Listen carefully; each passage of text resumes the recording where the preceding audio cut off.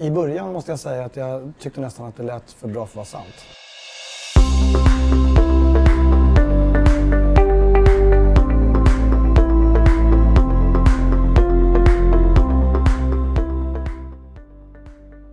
Vi förvärvade den här fastigheten för några år sedan och ärvde egentligen ett problem där den här hyresgästen inte alls var nöjd med inomhuskomforten. Det var för varmt och det var dålig luft och allt möjligt.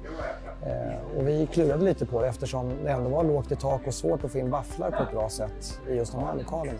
Ja, man har ju ett ansvar som vd att se till att medarbetarna har ett schysst inomhusklimat. Mina medarbetare har nästan fått utstå lidelse. Vi vill ju naturligtvis hitta en lösning med fastighetsägaren så snabbt som möjligt.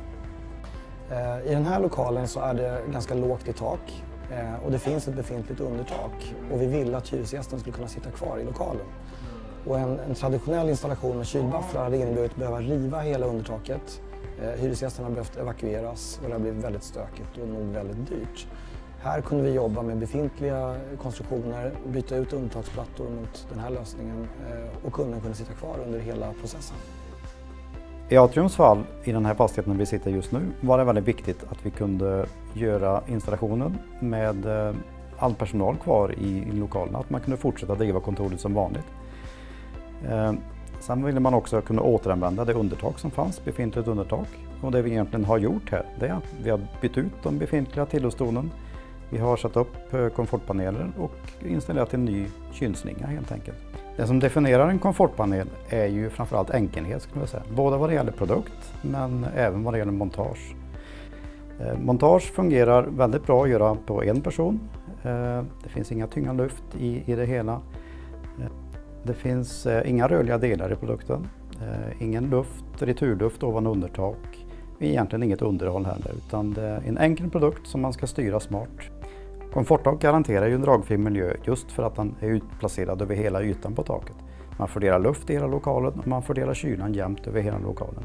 Man får alltså inga döda ytor där man kan sitta och tycka att det antingen blåser eller något annat.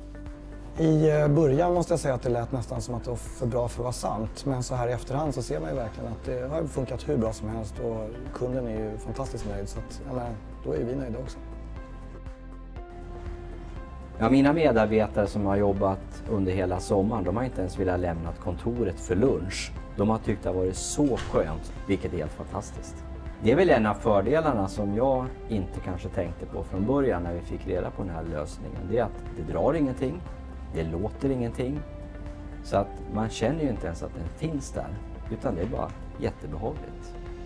Så inga stela nackar, inga ont i axlarna, utan allting är liksom bara som det ska vara. Det var också en sån upplevelse där vi kände att wow, vad smidigt. Vi kom med ett företag från Norrland, väldigt flexibla medarbetare. Frågade hur vi ville göra, vilken ordning, vem som vi inte kunde störa.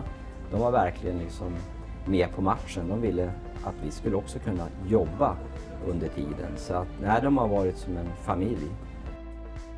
Alltså det är en löneförmån att få jobba i ett kontor som har en sån bra inomhusklimat. Det är liksom helt i världsklass.